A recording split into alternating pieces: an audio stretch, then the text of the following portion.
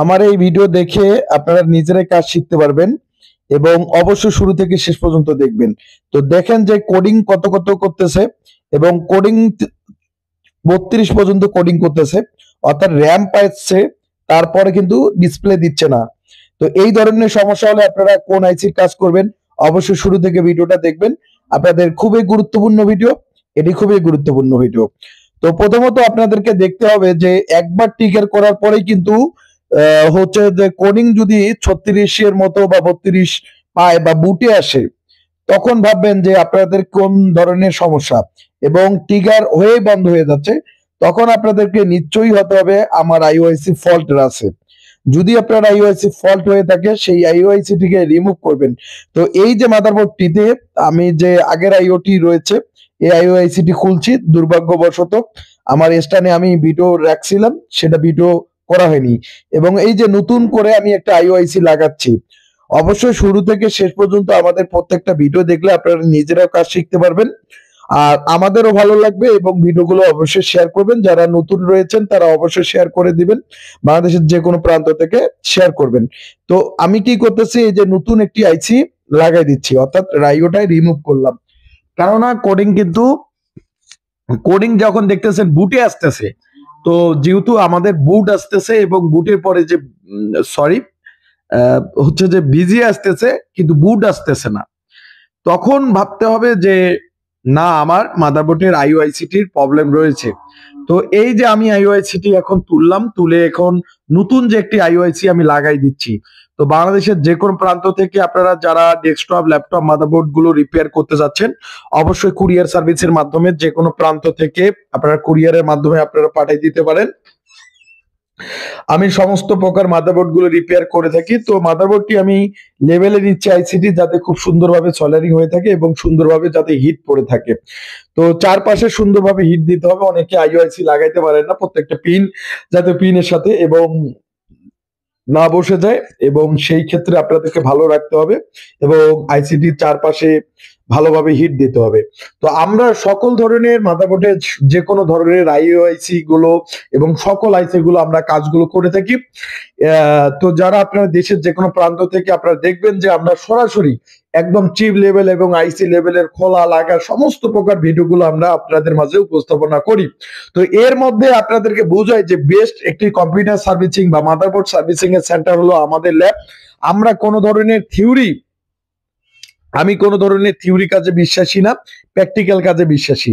তো যারা ভালো রকমের প্র্যাকটিক্যাল ভালো কাজ জানতে চাচ্ছেন বা করতে চাচ্ছেন, শিখতে চাচ্ছেন, অবশ্যই আমার পেজটাকে ফলো করবেন এবং আমার পেজের যতগুলো ভিডিও আছে, ইউটিউব চ্যানেলের যতগুলো ভিডিও আছে, আপনারা দেখলে আপনারা অবশ্যই কাজগুলো কিছু না কিছু বুঝতে পারবেন, যে যারা জিরো লেভেলে রয়েছেন এবং যারা হাই লেভেলে রয়েছেন বা মিডিয়াম লেভেলের রয়েছেন, তারাও অনেকটা উপকারিত হবেন আমার কাজগুলো দেখে।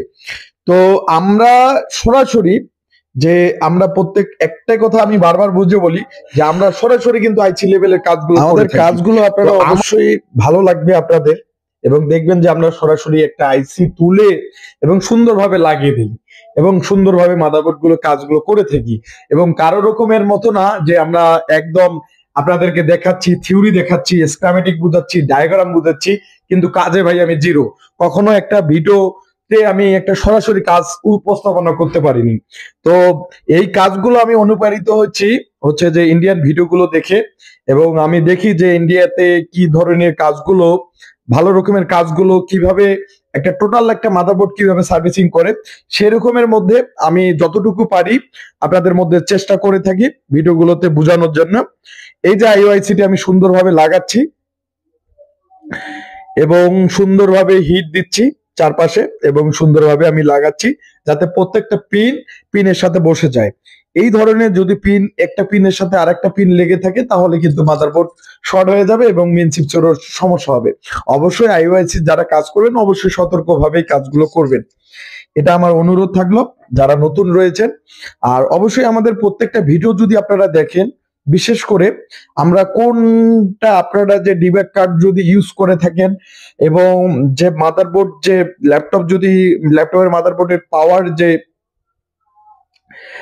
এম্পিয়ার কত এম্পিয়ার দেখলে কিন্তু আপনারা কাজগুলো শিখতে পারবেন। তো যারা আপনারা আমাদের প্রথম ভিডিওগুলো দেখতেছেন অবশ্যই আমার পেজটিকে ফলো করবেন এবং আমার সমস্ত ভিডিওগুলো দেখবেন, আপনারা নিজেরাই কাজগুলো করতে পারবেন। যারা দোকানদার রয়েছেন তারা অবশ্যই, যারা ভালো রকমের কাজ পারেন না এবং ভালো একটা সার্ভিস সেন্টার খুঁজতেছে, তারা কুরিয়ারের মাধ্যমে পাঠিয়ে দিতে পারবেন। এছাড়া যারা আমাদের ভিউয়ার্স রয়েছে তারা অবশ্যই শেয়ার করে আমাকে কুরিয়ার করে পাঠিয়ে দিবেন। অবশ্যই আমার ভিউয়ার্স এর জন্য ডিসকাউন্ট রাখবো। তো এই যে মাদারবোর্ডটি আমি আইসিটি লাগাইলাম, এখন লাগানোর ক্ষেত্রে আমাদেরকে কি করতে হবে, আইসিটি কে চারপাশে সল্ডারিং করতে হবে। প্রত্যেকটা আইসি পিন গুলো যাতে লেগে না যায়, অবশ্যই আমাকে তাতাল দিয়ে চারপাশ সল্ডারিং করতে হবে। আমরা সমস্ত প্রকার ডেস্কটপ, ল্যাপটপ, সকল প্রকার মাদারবোর্ড গুলো কাজগুলো করে থাকি। তো আমাদের কাজের যে ভিডিওগুলো আপনারা আমাদের পেজে পাবেন, পেজে ভিডিওগুলো দেখে যদি আপনাদের ভালো লাগে অবশ্যই আমাদের কাছে কাজগুলো পাঠাবেন। তো এই যে আমি আইসিটির চারপাশে খুব সুন্দরভাবে সল্ডারিং করতেছি, এ পাশেও সল্ডারিং করতে হবে, ওই পাশেও সল্ডারিং করতে হবে, কেননা প্রত্যেকটা পিন যাতে পিনের সাথে না লেগে যায়। যদি লেগে যায় সেক্ষেত্রে মাদারবোর্ডটা হবে কি, চিপস নষ্ট হওয়ার সম্ভাবনা থাকবে বা আইওআইসি পুড়ে যাওয়ার সম্ভাবনা থাকবে। তো তার জন্য অবশ্যই যারা আইওআইসির কাজগুলো করেন বা আইসি লেভেলের কাজগুলো করেন অবশ্যই সতর্কভাবে কাজগুলো করতে হবে। যখন দেখবেন যে আইসি লেভেলের আমাকে অনেকেই কাজগুলো পাঠায় যারা হচ্ছে যে 22 পর্যন্ত করে বা বিআরএম আইসি লাগায় কিন্তু আইওআইসির কাজগুলো করতে পারে না, এবং আইওআইসি আমাকে অনেকে আবার লাগাইতেও পারে, অর্ডারও করে। কেননা ভাই আমরা যেহেতু সচরাচর কাজগুলো করে থাকি তাহলে আমার কাছে তো অবশ্যই আইসি গুলো তো থাকবে। তো অনেকে আবার আইসির জন্য আমাকে নকও করে। তো অবশ্যই যারা আপনারা লাগাবেন অবশ্যই সতর্কভাবে লাগাবেন। আর কোনো কিছু যদি আপনাদের প্রয়োজন পড়ে তো অবশ্যই আমার হোয়াটসঅ্যাপ নাম্বার আছে, হোয়াটসঅ্যাপে ফোন করবেন। এই যে আমি ক্লিন করতেছি মানে মাদারবোর্ডটাকে পরিষ্কার করে নিচ্ছি, আইওএসিটি লাগাইছি এবং প্রত্যেকটা পিন ভালোভাবে লাগানো হয়েছে এবং এবং আমি পরিষ্কার করে নিচ্ছি, কেননা কোনো যাতে পেস্ট না থাকে। পেস্ট থাকলে কিন্তু মাদারবোর্ডের সমস্যা হবে বা মাদারবোর্ড হচ্ছে যে চালু হয়ে বন্ধ হবে, আবারও এই ধরনের সমস্যা বা নানা ধরনের সমস্যা হতে পারে। তো অবশ্যই থিনার বা পেট্রোল দিয়ে মাদারবোর্ডে যখন আইসি লাগাবেন অবশ্যই, এটা আপনারা হয়তো জানেন, আপনারা ভালো জানেন। তো আমি পরিষ্কার করতেছি এবং আমার সামান্যটুকু জ্ঞান দিয়ে আমরা এই ব্যবসায় আমি মাদারবোর্ড সার্ভিসিং বিগত আমি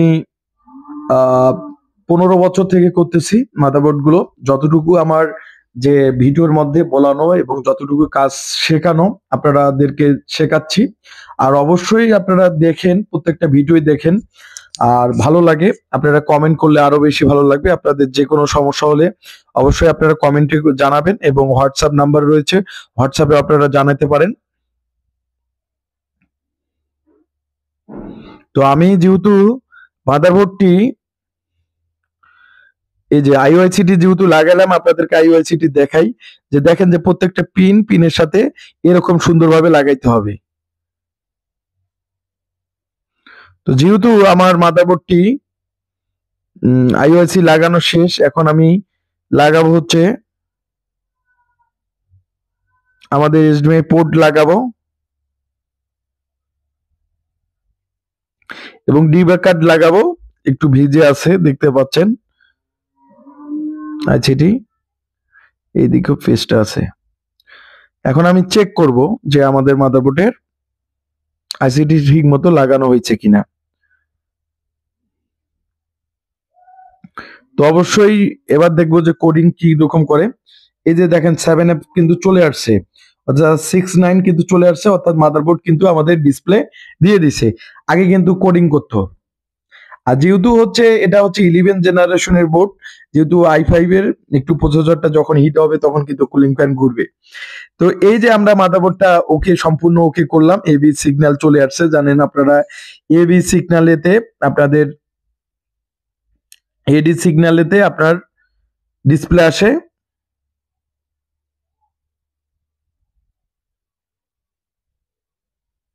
তো এখন সম্পূর্ণভাবে মাদারবোর্ডটি ওকে। তো যারা আপনারা মাদারবোর্ড গুলো সার্ভিসিং করতে যাচ্ছেন অবশ্যই সার্ভিসিং এর জন্য ভালো একটা প্রতিষ্ঠান খুঁজতেছেন, অবশ্যই আপনারা আমাদের ল্যাবে কুরিয়ার করে পাঠিয়ে দিতে পারেন এবং প্রত্যেকটা ভিডিও আমাদের দেখবে।